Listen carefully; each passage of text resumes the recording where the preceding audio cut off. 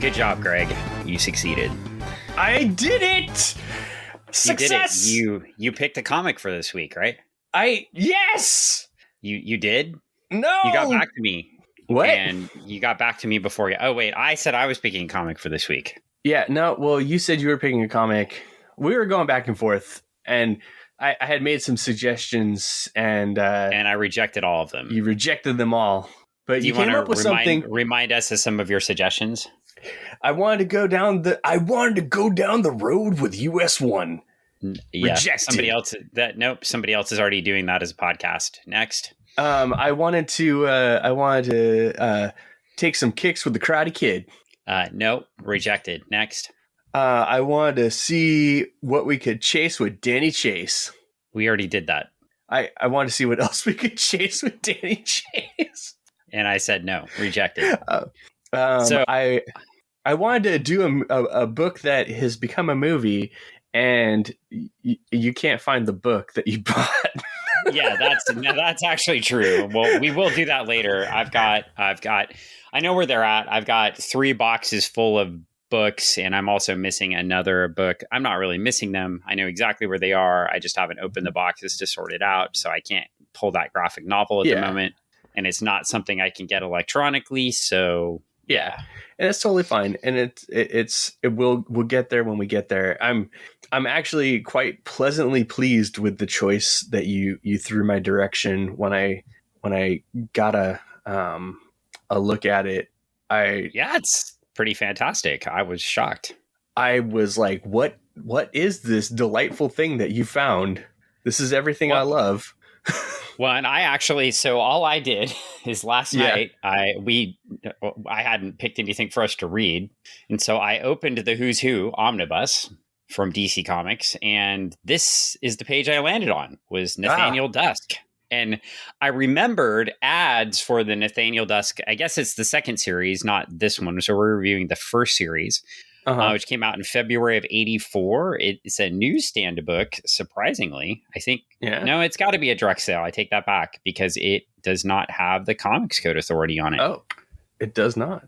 But it looks like a newsstand. So maybe I'll have to investigate that a little bit more as I vacillate back and forth. Because it says copyright 83 DC Comics, cover date February 84. So that means it would have come out in December? I think of 83. So technically.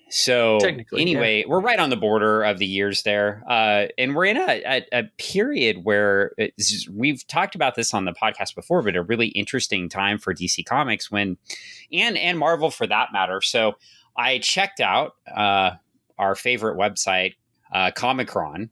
Oh, Comicron. And I'd mentioned the top selling books for DC in 82, 83, 84 were New Teen Titans and Legion of Superheroes, right? And we've talked about that in the past. In 1984, and this is what I have data for here, it's all I can see on Comicron. It's Comichron, and I would recommend using their site.com and supporting them on Patreon because they fight the good fight and try to keep this historical information about sales data alive. And if you're nerdy like that, it's a great site to support. I did not know this. What was the number one selling book in every month in 1984? Do you want to take a guess? Oh, 1984. I'll give you a hint. Book. It was a maxi series by one of the 2 major publishers. Superman. A maxi series, like limited series. Limited series. 1984. US1. No, that was an ongoing series. I'm just joking. I don't know. Marvel Superheroes Secret Wars 1, 2, 3, 4, 5, 6, 7, 8, 9, 10, 11, and 12 were the number one books from January 1984 to December 1984 for sales. Oh, wow. And they did have a cool sales sheet, though it did not have Nathaniel Dusk on it, but it was for October. And the top books, and I'm just kind of trying to put Nathaniel Dusk in place in time here as we get to the end too, and we'll kind of explore this. Thoughts about how this would actually get published by DC Comics. But you have Secret Wars was the top book, and you have, you might guess, X-Men, Kitty and Pride and Wolverine. This was for October. New Mutants, Alpha Flight, and then New Teen Titans is at number 6, and Tales of the New Teen Titans are 7. So they're the top 2 selling DC books. Okay. That is after we've talked about that when DC took Legion and Teen Titans, their top selling books, and made them direct sale only. So you could only buy them through comic shops. Then we get into a few more Marvel books, quite a few actually. Marvel Team Up, Thor, Amazing Spider-Man, Beauty and the Beast, number 2. I assume that's off the movie. No, that can't be off the movie. That's got to be off the TV show. Yeah. No, it wasn't off the TV show at that point because the TV show wasn't until 88. Okay, so it's just or 80, okay. 86, 87. Well, that's the first one I don't know on the list. Fantastic Four, Iceman, Limited Series, Peter Parker, G.I. Joe, Avengers, Power Pack, Marvel Age, and then the next DC book is at 19, which was Legion of Superheroes. So you only have 2 DC books in the top 20. Mm-hmm. And they're both teenage superhero books. Cool. Yeah, and it makes sense because they're the kind of books that parents generally would grab if they're grabbing a book for kids. They see kids on the cover. I know that's how I got a lot of Power Pack books. So. Well, and then they all look like adults at that point too. And Tales of Legion is at 32. And Blue Devil was the only other DC book in the top 30 at number 30. Blue Devil number 9, believe it or not, on this list, which is pretty crazy when you think about how dominant Marvel was at that point. Yeah. Especially in the top 30. And you're looking at seeing like things like Batman and Superman way down the list. I'm actually trying to find Superman, so I'll keep looking here. Maybe people just wanted, they were looking for something different. Yeah. Well, they were definitely looking for something different, but also the creative teams on, at least for DC, the Marv Wolfman, George Perez team on New Teen Titans, top flight creative team. And by number 6 of the direct series, it was starting to go downhill a little bit, but not really. The Tales book was still great. And the Tales book was leading up to the, with Deathstroke and Terra and that whole deal. So that very controversial storyline. So at least in these days, because it's not cool to have a 14-year-old hang out with the supervillain for some reason. Yeah. So you were leading up into that, but, very popular high bookseller storylines. And of course, Secret Wars and X-Men and the tie-ins there. And you had all that running. But you are missing a few, things here too. Iron Man was surprisingly high to me at 22, but Avengers is sitting at 16. So definitely far beyond the X books at this point. So, which were still sitting up there. And if you think about, the X books, who was working on those before? True. So correct me if I'm wrong, though. Iron Man time frame wise storyline, and I'm not sure if you know or not off the top of your head, but was this that should be around the time of Demon in a Bottle? Well, was it alcoholic Tony Stark? Yeah, it should be around that time. And I know there was a lot of folks that no, that was 80. I'm looking. I was going to say, I interrupted you. Sorry. I know my dad was he was reading a lot of that stuff, because it fit. It was very pragmatic, right? So it kind of fit like, oh, okay, here's a guy that's seen some stuff. He's living, he's going through actually 79. Okay. So yeah. And it made sense for, folks like, in that era, like, my dad and my uncle's era that were ex-military, that were coming out of stuff, and they're connecting back with something they read as when they were younger. And they're like, oh, here's this guy that I can relate to, dealing with some stuff and trying to make his way through life or whatever. Well, and it also makes sense why the Marvel comics dealing with themes like that were selling much better than the DC comics. Yeah. And what I can also say about the Teen Titans book and the Legion of Superheroes book is what they were able to do with both of those books is we've talked about this before, is they were able to age the teenagers into young adults, right? And then have those young adults deal with young adult themes like drinking, like sex, like relationships. All the things that young adults do. would want to read about, right? They marvelized the books, so to speak. But I would also, make the argument that New Teen Titans definitely was marvelized because it came from George Perez and Marv Wolfman. But Legion had kind of grown into that, and I'm sure we'll save that podcast for another day. But Paul Levitz was writing that book with Keith Giffen, and Keith Giffen had the different themes and had worked for Marvel for A Cup of Coffee, right? But is mostly known as a DC creator, but he cut his teeth mostly with Omega Men, right? So, big outer space, soap opera, deep space, kind of Jim Starlin-esque themes there, moving into Legion as the artist and co-plotter with Paul Levitz as that series became popular. So that they were in issue, at least in October. And when this came out, they would have been just the start of it. So I think both the Teen Titans books and the Legion books went direct in March of 84, I think. So maybe 1 month after this came out. Okay. So it makes sense that you're seeing, I guess, those themes come to the direct market comic book shop would be my point. Interesting. And we run into a book that is not a superhero book. Yeah. No, DC it is not a superhero book. It's like, I don't know, when I got this, when I think when you sent this over last night, it was pretty late at night, and I had probably like put my phone off to the side and gone to bed. And like I was telling you pre-podcast, I had to move my sleeping arrangements because I was snoring too loud. The snorer was awake.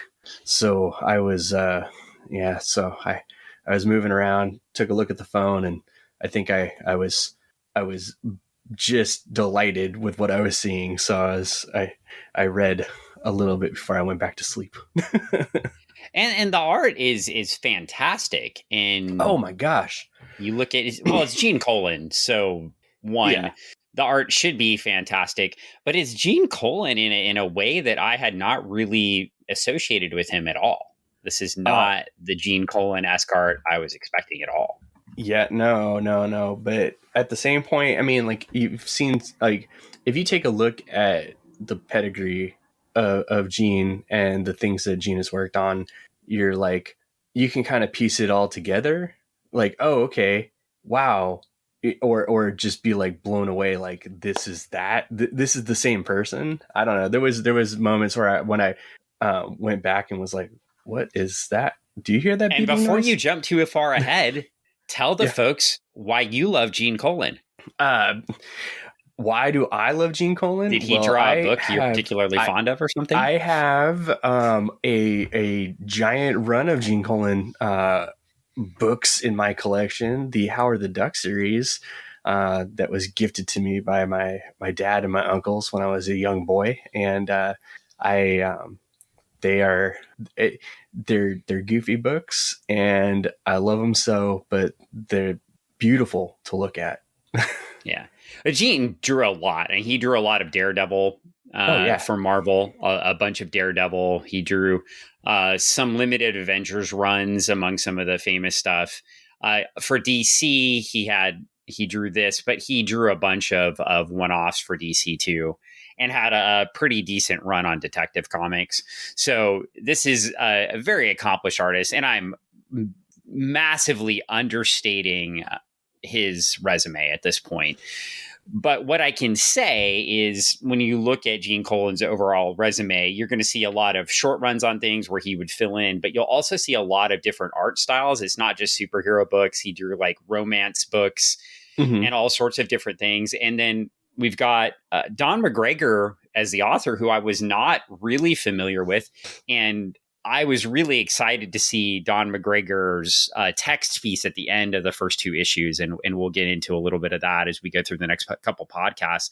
But McGregor worked for Warren Publishing early on, doing a lot of scripting for Creepy and Eerie and Gorilla. So that's where McGregor cut his teeth. So McGregor has done some superhero stuff too, but I would say he's much less tied to, say, the superhero genre exclusively than Gene was.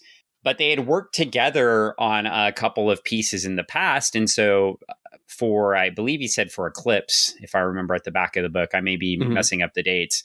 So yeah, it was for Eclipse. So, and I guess McGregor had a book at the time called Saber, which some folks have heard had a 14-issue run for Eclipse Comics. So if you're looking for these folks back in history, it's been a while since we've done an old book, and I've got to talk about comics history. This is fun. Yeah, no, this like seeing all the different stuff that the two of them have worked on, and seeing all the like going back and like, you know, checking out all that stuff and going, oh wow, I read that. Oh wow, I read that. You know, or I have one of these in my collection. It's like, oh wow, you know, I'm pretty excited because they both worked on a lot of stuff that kind of, I guess, oddly shaped the kind of writing that I do and the kind of things that I like as a reader too. You know, I mean, like they both worked on Creepy, and that's definitely something. And you know, Howard the Duck, dude. Yeah, well, and you know, we get into the rest of this too, and at the time and space as well. We're getting into the period where a lot of indie books are being critically, if they're not sales, if they're not winning in sales, they're critically acclaimed. So you were getting into the era of John Sable 21 was out in October. So this is what I'm still on that October list. So I'm not exactly lined up on the month, but we had John Sable out. We also had American Flag by Howard Chaykin, John Sable by Mike Grell.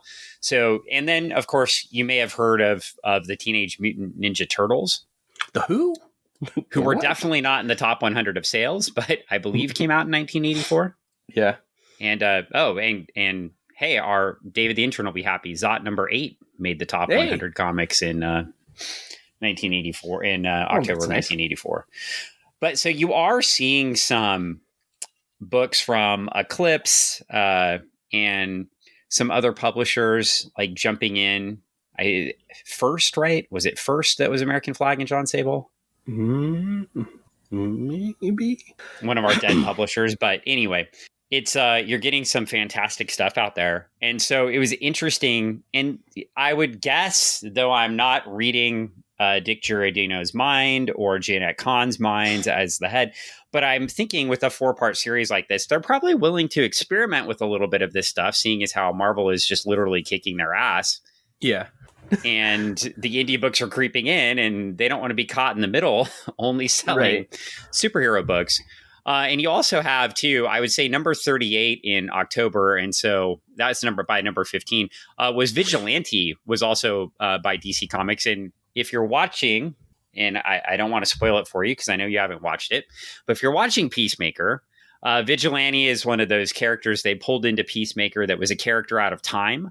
So you have Peacemaker that was a character developed in the Silver Age and is definitely a character out of time that they can now make fun of, right, on a series. And then Vigilante was a Bronze Age character, definitely out of time, right, from 1984, came out of a New Teen Titans. And the character was very different in the comic books than it is in the series. And so they were experimenting a little bit with some superhero books that were edgier and darker. Mm-hmm. And I don't want to spoil a comic, you know, that's 40 years old or anything.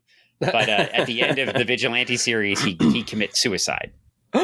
And so, yeah, very different era, right? You're not looking at it's not your kid's book, but those were direct sale books, and they could do a lot more with these direct sale things. So I think it's time for DC to probably start experimenting. And one of the neat pieces I mentioned before we even start reviewing this book, this is a private detective book set in 1934. And at the end of the piece, there's a great text piece by Don McGregor talking about how he pitched the book and how his friend Gene Colan got him into Dick Giordano's office to pitch the book. And he was so surprised that DC would publish a book that wasn't superheroes. He kept thinking they were going to make him put like crypto in the book. You know, he's joking about it. And he's like, there's going to be a flying dog with a cape or they're not going to publish it.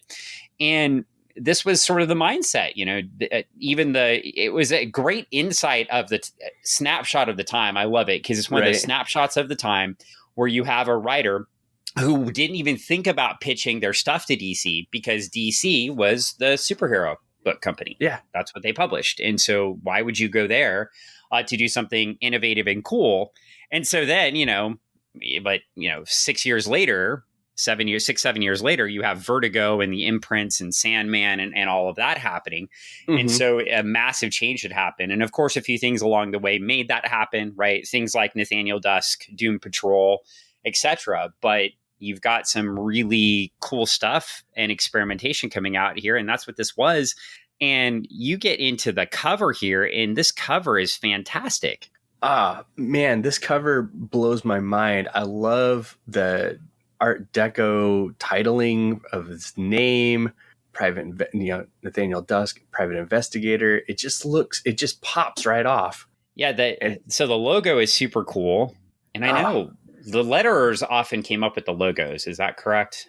I want to say, yeah, I mean, it's... And I don't know. I think the letterer here it was John Costanza. I know Todd Klein came up with a lot of logos. I'm curious as to who came up with this one. I just don't know. I don't know that. I think that'll be a deep dive research that I probably don't have time for from last night to today. But I can maybe try to figure that out later. As you should. No, and then just like the way that there's so much going on that cover, all the imagery and stuff. It just gives a feel of like, oh man, what is going to happen in this book? And while Gene did get help on the second cover for issue 2, I think Gene did all of the art. That's who's credited. He did the pencils and the inks for this. Oh, wow. And that's great. Cause like, I mean, it just, I don't know. I reading his information and stuff like that. It just goes to show like, here's somebody that just cut their teeth from an early age on art, and it just keeps going. And has such a capacity to do different things, right? The cover to the man in the background with the knife and the reflection, or the lighting off the knife. Lighting, makes it stand out. You got the lights in the cars, the penciling and the way he inks himself is really fantastic. And then the way the colors wash out sets you in that period, right? It looks like a private detective piece. No, it just has that feel like this book. For a book done in 83, 84, it definitely feels like you're getting a book out of a bin from the 40s, right? Or now, and we'll get into some of the techniques they use that help to modernize comics that are present in this book as we go through it. All right, and then you flip the page and you don't get anything out of now. You have an advertisement for Advanced Dungeons and Dragons video game on the Intellivision. Whoa. Mattel Electronics, 1983. Look at those scary ghosts coming out of there. I will tell you though, that was the business right there. I mean, like, you're playing Dungeons and Dragons on the TV? Yeah, it looks really great if you look down at the fantastic graphics. Okay, so we'll flip to the next page. For some of us, Dan, it was the only way we could play because we didn't have any friends. I did send the proprietor of the Retro Emporium some of the advertisements from these couple of issues, and I got no response. So not I'm impressed. Sure they'll get used for post. That's what I was thinking. So, well, anyway, we start out in New York City on January 31st, 1934. And this is dedicated to Robert Culp, who I had to look up was the co-star of I Spy with somebody we don't talk about. Yep. And you probably knew that already, but I did not. Yeah. But so we get a lot of cool stuff on this page. It's like, well, you find out a lot of things right away, right? We get him. We find out he's a private investigator immediately. This is some of the things we were complaining about in other books we've read, right? Yeah. Okay. I'm looking at a page, right? I know this guy has some unique stuff in his office. I know he carries a gun. Yep. I know he's a private investigator because it says so on his door. Yep. And I know the book's dedicated to Robert Culp. And, if I'm reading an adult book in 1983, 84, I probably know what I Spy is. So, okay, cool. And we get a caption at the bottom, captioned himself. And he's narrating himself, not in flat bubbles, but squares. Yep, in squares. Which is a postmodern technique for comics. So I love to see this here. I thought that was pretty cool. And this is something I've talked about with students how effective that was in the book Identity Crisis, when each of the heroes had their own color. And we talked about that with the crypt books we were just reviewing over the last few weeks. Oh yeah. And this is cool that I'm seeing it, in 84. So I'm interested to keep dating this back to see where it goes to. And we get a simple phrase in the start. You don't become a private detective to get rich. At best, if you're lucky, you can survive. I'm not bad at surviving. So we get kind of the 1930s sort of disposition here, sets us in the time. And 1934 was in the middle of what, Greg? History test, sir. History test. The Great Depression. Let you know what I'm going for there. Well, I was going to say it was the end. It was the end of Prohibition, the beginning of the Depression. It's kind of, I would say this book is very fitting for the current timeline we're in right now, which is unique and interesting because a lot of the things that they discuss as we move through the book and that we're seeing in our own current lives, it's not too far off. So yeah, not too far off. So we go to the next page. Yeah, and I don't know if I'm going to go panel by panel here, but we'll give you a summary. We've been talking a long time already, but I want to get you a good feel for this book. Do you want to run through the team because really I got fast? stuck. Sorry. I said, did you want to run through the team really fast? Oh, yeah, I thought I did. Sorry. McGregor and Colan. John Costanza, letterer. Tom Ziuko on colorist is the colorist, and Alan Gold was the editor. Yeah, I did definitely want to do that. Man, I'm all over the place here. I'm like, what'd you say? That's okay. Well, I was digging into that second page, and that's where I was lost a little bit. And we've got the title of the book, Lovers Die at Dusk. And we get a really cool page. So I was going to ask you a question. That's why I was so distracted. Yeah. If we go down to the bottom of page 2, first off, we've got two mean-looking and people looking, and they basically say they have this guy in their sights. So a little foreshadowing for the future of the story. One of them is named Cadaver, which I assume if you're named Cadaver, you're up to no good. Oh, yeah. Can you talk to me about the technique that Colan is using on the faces down in the bottom panel of page 2? That's what I wanted to ask you about. Is that cross-hatching? Like, what is that? What, the shadow that they're doing? How he's creating those facial shadows. The facial shadows? I mean, I'm not an artist, but I'm not sure if it's cross-hatching or if it's just light pencils to give it that texture. Because like cross-hatching would be, you would have multiple lines, but it's all going in the same direction. Okay. But we'll have definitely have to have an artist chime in for us. Yeah, if you're an artist and you listen to this, chime in and tell us where we've screwed up here. I think the cool part of this, though, is people in this book look real. They don't look fake in the sense that they look their age. Mm-hmm. Not everybody looks the same age. They look very different. Yeah, and everybody looks very unique. I like, too, you could tell that McGregor spent a lot of time researching the 1930s, and he notes that in his text piece at the back of the book, too, that he had researched the 30s for a project he'd worked on earlier, and then researched again before he wrote this book. But we get a barbershop, and then we get a newsstand, which is pretty classic for comics. Newsstands always showing up in comics. But he also references the polio epidemic at the time in talking to the gentleman at the newsstand and his son. And I thought that was a nice touch to hit some of these points and illustrate where we're at in history at that time and really set up the scene. Yeah, totally. I mean, like when that hit, when he said that kind of hit like close to home. I had a great uncle who grew up in that era, in that time frame. And he was stricken by polio. So growing up, I had this great uncle that he wanted to walk. So he walked with these two crutch type cane things that that's how he learned how to walk when he was a kid. So he had those pretty much all his life. And it was like that whole scene right there, just like, oh man, yeah, no, that's totally the time.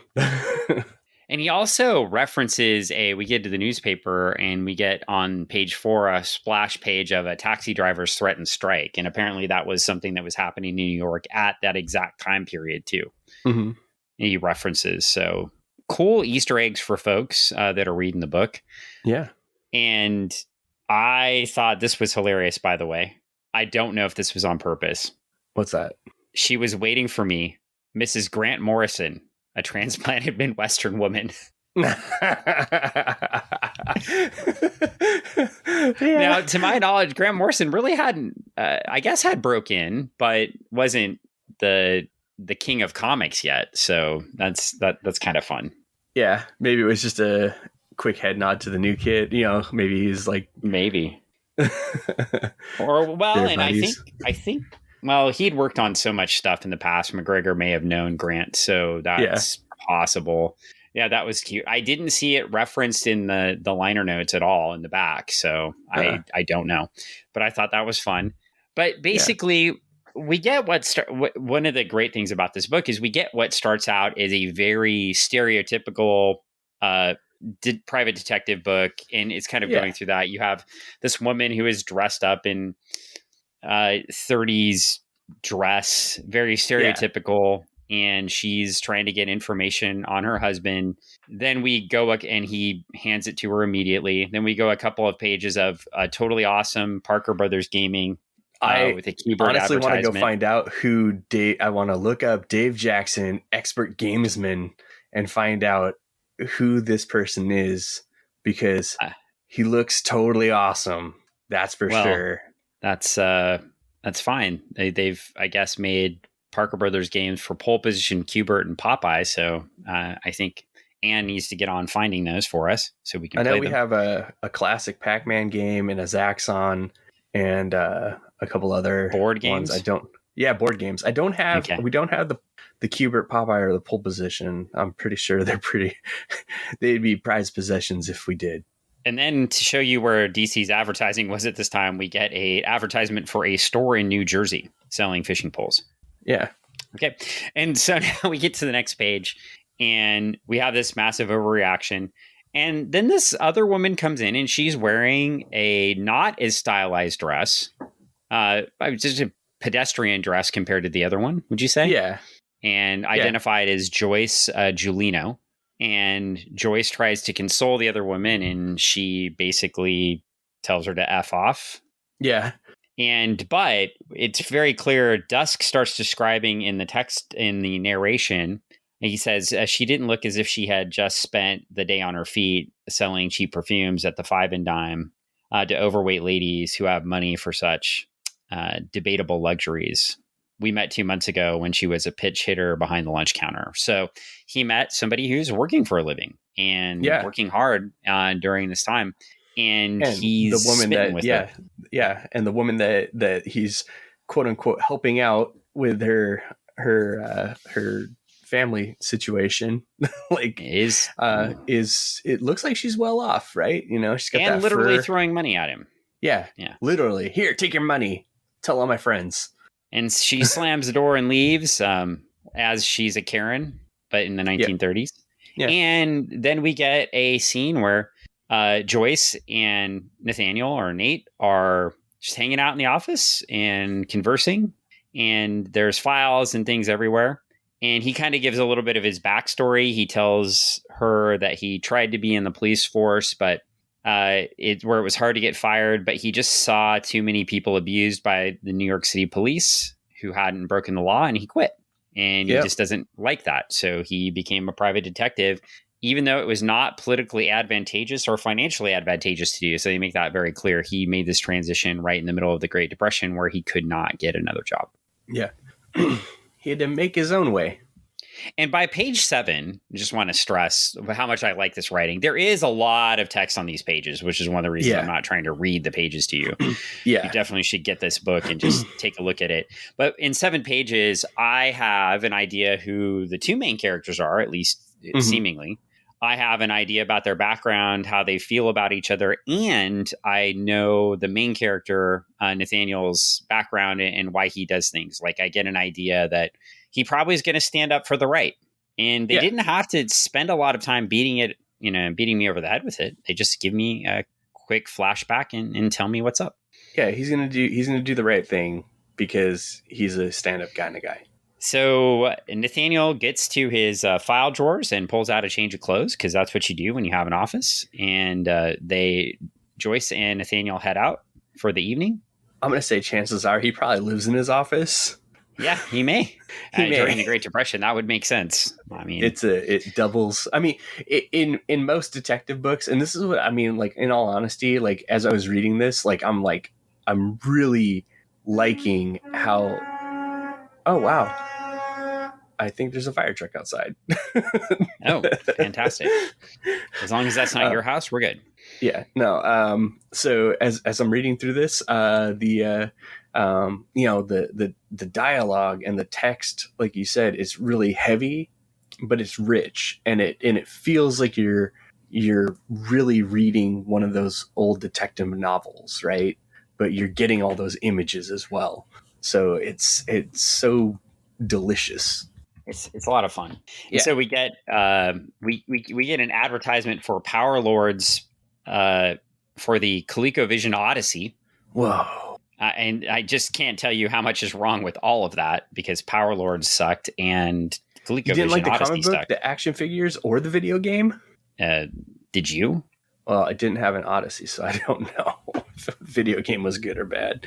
And I don't recall Power Lords action figures or the comic books. So yeah, there's a reason you don't. Okay, so we'll get to the next piece here, and we get the Joyce and Nathaniel meet up with a shoeshine guy who used to be a regular Wolf of Wall Street. Hey, that's what he says. And it wasn't just a movie from a few years ago set in the 80s. It was a phrase from the 80s used in a book about the 30s. About the 30s and about the 80s. Yeah. So, and they're chatting, but they're kind of, again, they're setting up the time, right? He's become a shoeshine person because he couldn't make money. And then we get our thugs too are still following our main characters around in the car. Yeah. So they're loading their gun. Very nefarious there in the background. Smoking cigars. And yeah, we keep moving on. And then we get this guy jumps out of the car. Mm-hmm. And starts chasing him, and he is not very good at chasing. He runs into a guy with a dog, knocks him over, and the dog's sitting there looking at him. And then he runs into a woman with her groceries, and she calls him an oof, not an oaf. So a little editorial there. And then we get this guy, and he yells, Joyce, Giuliano, is it you? It's you. Must be 4 or 5 years. And Joyce says, Arthur Squire. And we find out that Arthur Squire publishes pulp comic books. Oh, hey. Now, if you'll go back to, you ready for this? We're going to go back a ways to Funny Book Forensics episodes 250 and 251, Beatlemania and Squashed Like a Beetle. You will recall that we discussed the Blue Beetle. And we discussed Fox Feature Syndicate Comics with co-founder Victor Fox, Victor S. Fox. The king of comics, right? Not Jack Kirby. Yes. And this guy reminds me a lot of Victor Fox. Oh, hey. The person that used to rip off the other comics and make their sort of pseudo superheroes and get stuff out there. Yes. So we have our own Victor Fox. Yeah, because he even says that he rips off the Shadow and Doc Savage. Exactly. And I thought that was a lot of fun. So yeah. Another little Easter egg. And if you'll go back, you can go back to our episodes 250 and 251 to find out. 250, you'll find out a little bit about, we reviewed, unfortunately, the untimely death. Of course, he appears to be alive again, but the untimely death of Ted Cord, the Blue Beetle. But we also go a lot of the history of the Blue Beetle in those 2 episodes. And you can find out a little bit about Fox Syndicate Comics and where the Blue Beetle came from. So you can tie back there if you'd like.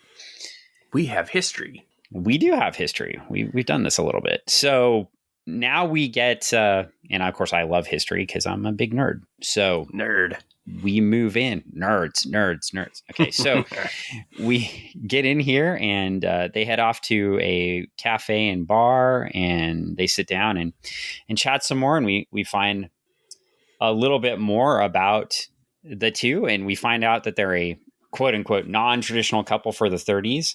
They're talking about birth control. And I thought it was an interesting piece of the time. And if you go back to the time, you had Planned Parenthood, which originally, and again, I don't want to get flamed on Twitter, but Planned Parenthood, if you go way back, eugenics was part of their original history.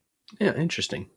And so you had one group that maybe wanted to use birth control to limit the offspring of poor people, and then you had another group that thought that birth control was led to adultery and sin and your Billy Sundays of the world and folks like that. So you had very different groups of folks advocating on different sides. And I thought that was interesting that this was brought up. And again, not that I'm talking about our own show today, but if you go back to episode 260, Heavens to Murgatroyd, we covered Exit Stage Left. And we did get into some of the issues that were during this time period as well that impacted this. And as you'll see things moving forward, issues like this influence the Red Scare as we start to get the right left divide on some of these issues. And we get into extreme beliefs about what sexuality is. And we explored that in Exit Stage Left when we cover, in Heavens to Murgatroyd, episode 260, where we covered that with Exit Stage Left. So when we're looking at that book. And so I like to see these tie-ins here. And it's, again, illustrates the hard work McGregor went into when he did a lot of the research on this period and really set up the period. I also like the fact that they establish Joyce and Nathaniel as a non-traditional couple of the time, and that they're acknowledging that. And then we get creepy guy looking at both of them. Oh, creepy guy. And we kind of move through and we get a little bit more chatter, catching these folks up, defining the characters. And then Nathaniel gets up, and creepy guy is very smart because he's reading his menu upside down. Oh, yeah. And Nathaniel notices this. Yeah, I'm nonchalant. And he keeps holding it upside down too. He doesn't even try to make an adjustment, which is fantastic. And we get Nathaniel moving over to talk to him. And this starts a brawl that takes over a couple pages. Yeah, and we get a lot of commentary. It's pretty rough. Yeah, they get thrown through a window. And in the middle of that, we get an advertisement for Columbia Muscle Frame Racer bikes.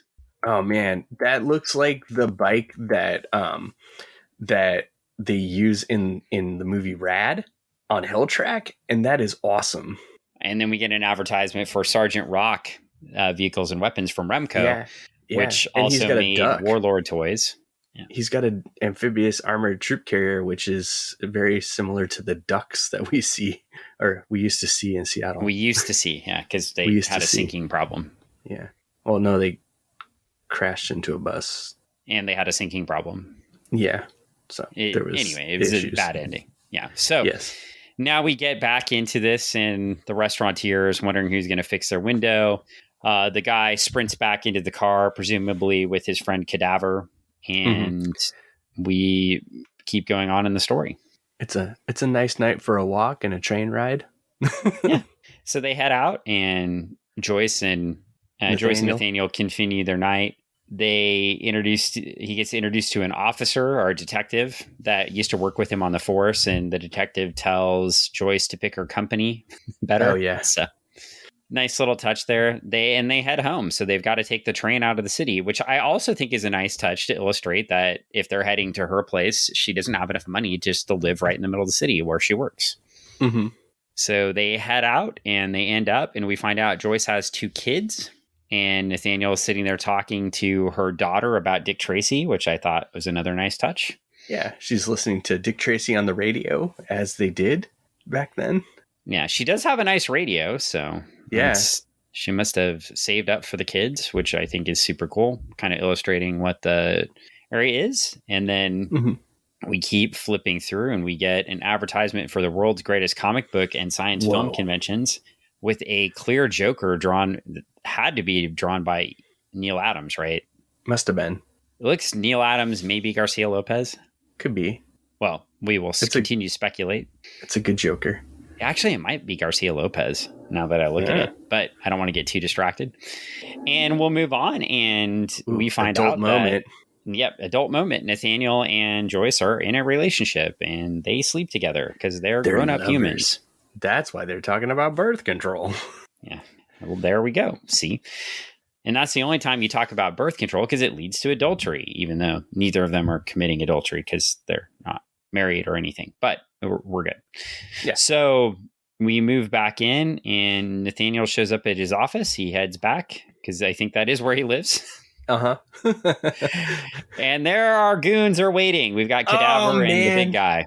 Oh, just sitting there on his stuff, just like goons do. And there they take him out to a car and they drive him to the Empire State Building. And they take him to the top of the Empire State Building and they throw him off. And that's the end of the issue. No. Yeah, he's going to die. They bring him to the top. Yeah, and then they throw him off. Like his hat's falling down. I'm looking at it. Did it? And he even says he thinks King Kong died a bloodless death. I didn't think I would. Didn't think. Oh, wow. Okay, I didn't realize that was him falling off the building. I thought he was just falling down. No, he's falling off the building. But thank goodness he says, I didn't think I would. So that implies to me he's probably going to be alive next issue. But I don't know. He could be dying. Oh, man. I didn't realize, like, okay, now I see it. Now, oh, man, I am dense. Listener, I'm dense. Well, I wouldn't go that far. I'm a dumb. I will say though, like, he puts up a good fight though. I thought he threw the other guy off the roof, but I realized that was him now. Yeah, he's got that big monster guy throwing him around. So, we do get, and then we get the text piece at the end by Don McGregor. So where the letter pages would go, we get a 2-page little narrative, and we're going to get 2 more pages of this in issue 2. And it's setting up why he did the story and how he got it in here and what it's related to, and mentions working on with a character called Alexander Risk in the past. He's who kind of worked with private detectives, but he'd done a lot of research. He mentions how he'd worked with Gene Colan before on Killraven in a 30s piece for a Hodiah Twist story. So we've got a few pieces in that they'd worked on a book at Eclipse called Ragamuffins. So and he mentions why he chose Gene Colan in the book Ragamuffins. He was looking for an artist who would draw kids, but make them look, but it was a book for adults. He wanted the kids to look not like DC Comics Super Baby, but he wanted them to look like real children and real settings in the background. So a nice little piece about how they got together. And then it's a nice dialogue about him and Dick Giordano talking about the book and him pitching it. So if you have pitched a comic before, and since you have, I recommend reading through this because I think it's neat. And he's self-reflexive in the sense that he shows how little confidence he had in pitching the book. From my perspective, reading this, it is like everything that you go into that meeting thinking like they're not gonna be interested, and you're second guessing and doubting yourself every step of the way, and to hear them continually say yes, you're like, no, there's another ask, there's something else. And that whole entire conversation that he outlines is like, there wasn't that. It was just like, go do it. Go work it up. It's like when you're ready to argue with, ready to argue with somebody, but they don't argue with you. Like Dick Giordano just kept saying, yes, we want to do this, but he was ready to pitch it. But he didn't know when to shut up. He's like, wait a minute, I still got to pitch this. And Giordano's like, no, we're good. Just make it. Just come up with it. Just put it together.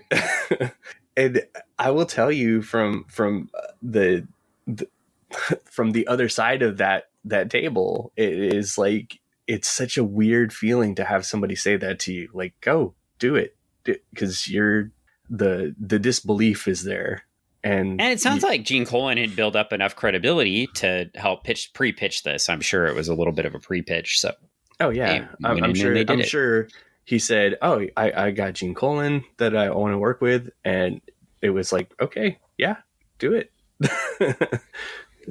So I do highly recommend reading these 2 text pieces in the back. I think they give you good insight on why the story was created, but also good insight on pitching, what you say to people, how those interactions might be. And you get a good reflection, snapshot of the creator at the time, which I always love seeing these little pieces. Obviously, they're biased to the creator and they're written to be entertaining, but you get some good insight on what the creator was thinking and some backstory on the book.